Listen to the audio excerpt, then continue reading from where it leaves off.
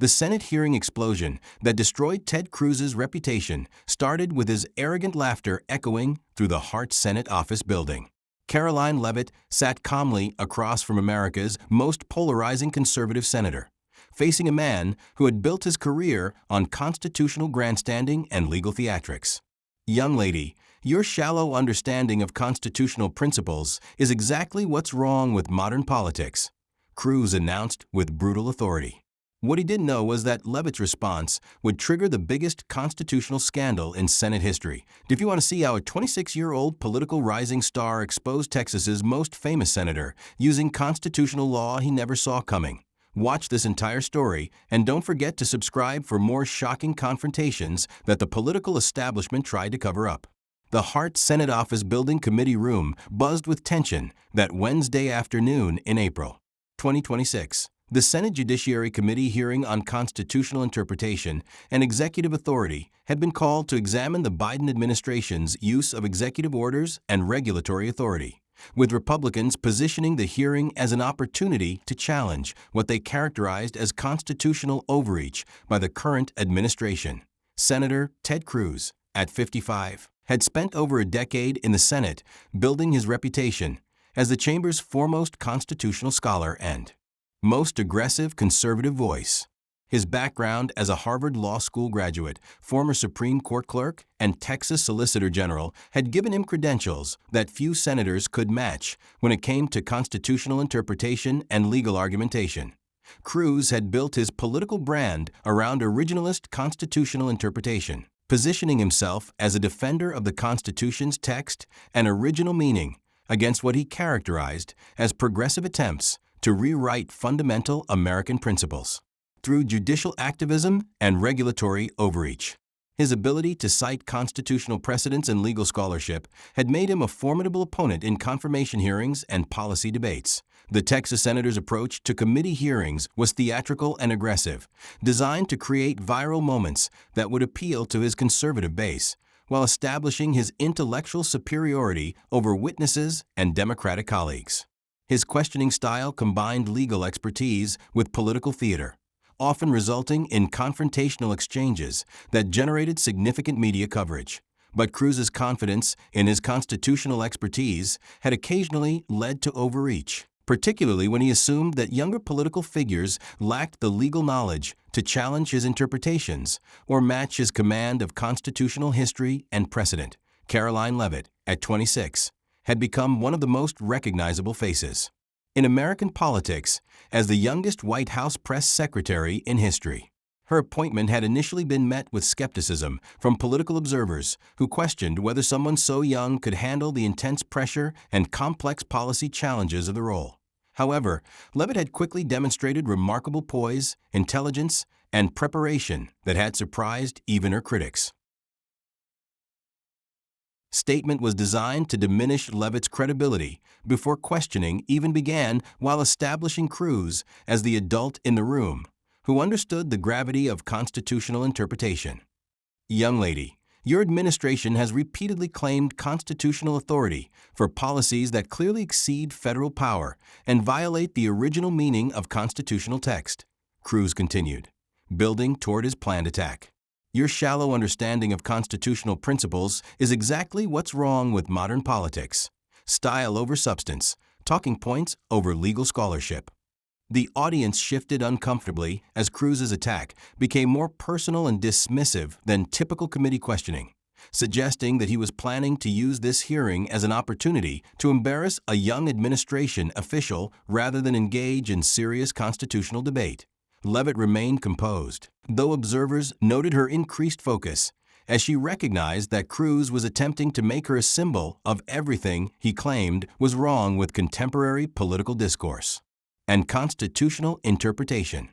Senator Cruz, I appreciate your concern about constitutional fidelity, Leavitt replied calmly, her voice carrying authority that surprised everyone who had expected nervous deference from someone facing such aggressive questioning. I share your commitment to originalist interpretation and would welcome the opportunity to discuss the historical and textual basis for the administration's constitutional positions. The response immediately signaled that Leavitt was prepared for serious constitutional dialogue rather than just political talking points, catching Cruz off guard and drawing the attention of legal experts in the audience who recognized sophisticated constitutional language, that Cruz's laugh was sharp and dismissive, revealing his confidence that Leavitt's response was nothing more than well-coached preparation that wouldn't withstand serious legal scrutiny.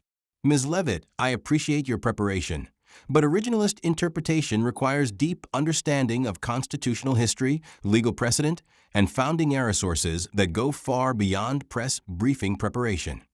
What happened next would begin Leavitt's systematic demonstration that Cruz's assumptions about her legal knowledge and constitutional expertise were not just wrong, but dangerously overconfident.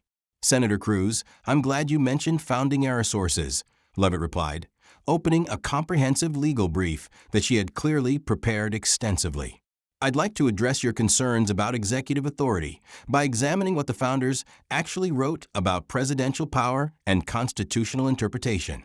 The mention of specific historical analysis immediately changed the atmosphere in the committee room, suggesting that Leavitt was prepared for the kind of detailed constitutional debate that Cruz had assumed she couldn't handle. In Federalist 70, Alexander Hamilton specifically argued that energetic executive action was essential to effective governance, writing that a feeble executive implies a feeble execution of the government.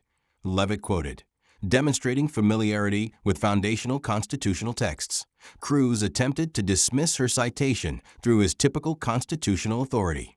Ms. Leavitt, quoting Hamilton, doesn't address the specific constitutional violations that characterize your administration's regulatory overreach. Leavitt's response would reveal comprehensive constitutional knowledge that would shock Cruz and everyone else in the committee room. Senator Cruz, I'd like to address your specific concerns about regulatory authority by examining the constitutional text and original public meaning that you've championed throughout your career. She pulled out detailed constitutional analysis that demonstrated preparation far beyond what anyone had expected from a press secretary. Article 2, Section 3. Her daily press briefings had become must-watch television, not just for her articulate defense of administration policies, but for her ability to handle hostile questioning with grace and comprehensive knowledge that belied her age. What most people didn't know about Leavitt was her extensive legal background and constitutional scholarship that had been overshadowed by focus on her age and communication skills. She had graduated summa cum laude from St. Anselm College with a double major in politics and communications, followed by intensive legal studies that she had completed while working in various political roles. More significantly, Leavitt had spent 2 years working as a research assistant for constitutional law scholars at Harvard and Georgetown, focusing specifically on originalist interpretation and the historical context of constitutional amendments. Sawyer, which you've cited in previous hearings, actually supports broader executive authority when acting pursuant to congressional authorization than your characterization suggests. The citation of specific legal precedent that contradicted Cruz's usual interpretation caught the senator off guard and demonstrated that Leavitt had researched his previous constitutional arguments extensively. Cruz was beginning to realize that he was facing someone with legitimate constitutional expertise rather than just political talking points, but he attempted to maintain his aggressive approach. Ms. Leavitt, citing Supreme Court cases doesn't change the fact that your administration has repeatedly exceeded constitutional bounds through regulatory actions that lack clear congressional authorization. Leavitt's response would deliver the first devastating blow to Cruz's constitutional arguments, while demonstrating her superior preparation and knowledge. Senator Cruz, I'd like to examine the specific constitutional basis for the regulatory actions you've criticized. But first, I think it's important to address some inconsistencies in your own constitutional interpretation. The direct challenge to Cruz's constitutional consistency was bold and immediately captured the attention of everyone in the committee room. In 2017, you argued that executive deference to congressional intent justified broad regulatory interpretation when defending Trump administration policies. Leavitt continued, producing documentation of Cruz's previous statements. However, you're now arguing that similar deference to congressional intent constitutes constitutional overreach when applied to current administration policies. The evidence of constitutional inconsistency was damaging and demonstrated that Leavitt had researched Cruz's record comprehensively rather than just preparing generic talking points. Either congressional authorization provides constitutional basis for executive action, or it doesn't. Leavitt continued, "Your position seems to change based on partisan considerations rather than constitutional principles." Cruz attempted to defend his constitutional consistency through aggressive deflection. Ms. Leavitt, you're confusing different constitutional contexts and legal standards. Her daily press briefings had become must-watch television, not just for her articulate defense of administration policies, but for her ability to handle hostile questioning with grace and comprehensive knowledge that belied her age. What most people didn't know about Leavitt was her extensive legal background and constitutional scholarship that had been overshadowed by focus on her age and communication skills.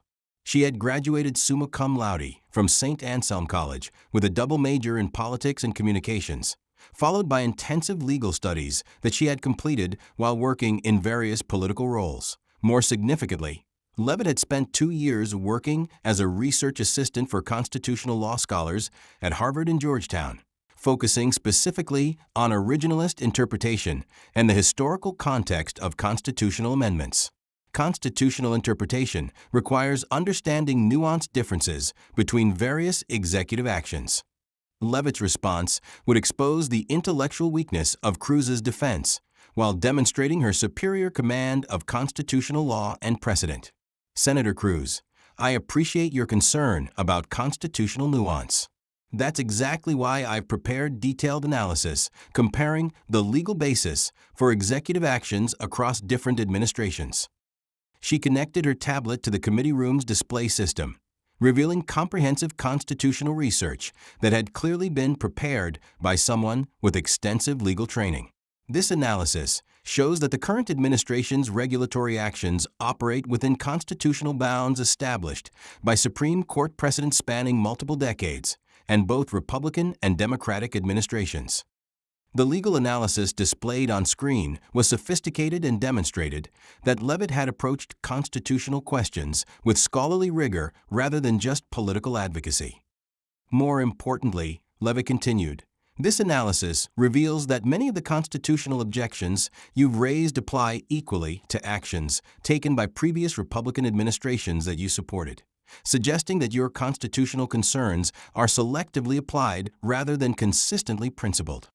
The systematic demonstration of constitutional inconsistency was devastating and positioned Cruz as someone who used constitutional arguments for political purposes rather than maintaining genuine constitutional principles. Cruz was now visibly struggling to maintain his authority as the committee's constitutional expert, but he attempted one final attack on Leavitt's qualifications. Ms. Leavitt, you may have prepared extensively for this hearing, but constitutional interpretation requires years of legal study and practical experience that you simply haven't had. Leavitt's response would deliver the final blow to Cruz's constitutional authority while revealing her hidden legal credentials. Senator Cruz, I appreciate your concern about qualifications. I should mention that my constitutional analysis was developed during 2 years as a research assistant for constitutional law scholars at Harvard and Georgetown, focusing specifically on originalist interpretation and founding-era constitutional understanding. The revelation of her legal background shocked everyone in the committee room and explained the sophistication of her constitutional arguments. Furthermore, Leavitt continued, my research contributed to 3 published papers on constitutional interpretation that have been cited by federal judges and legal scholars across the political spectrum, including conservative legal scholars who share your commitment to originalist principles. The academic credentials were impressive and positioned Leavitt as someone with legitimate constitutional expertise rather than just political preparation. But most importantly, Leavitt concluded, I'd like to address the fundamental question of whether constitutional interpretation should be guided by consistent principles or partisan considerations. She clicked to her final presentation, showing systematic analysis of constitutional positions across different administrations and political parties.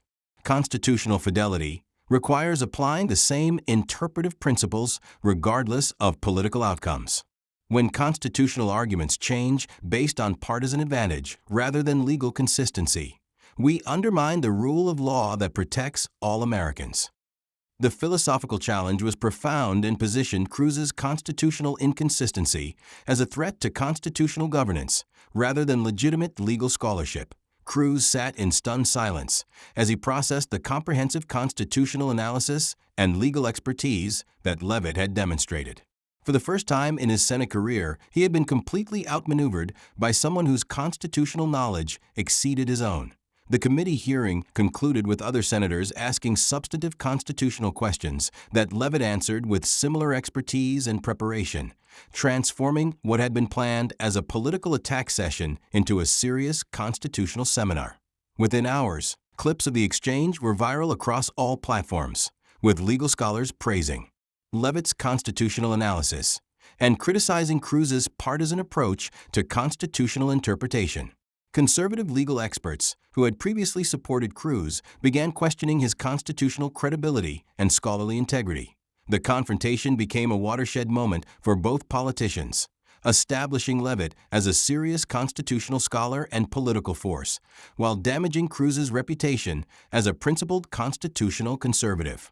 His presidential ambitions, already damaged by previous controversies, were effectively ended by his humiliating defeat at the hands of someone he had dismissed as an unqualified young politician. More significantly, the hearing sparked broader conversations about constitutional consistency, partisan interpretation of legal principles, and the importance of intellectual honesty in constitutional debate. Law schools began using the exchange as a case study in both constitutional interpretation and the importance of thorough preparation when making constitutional arguments.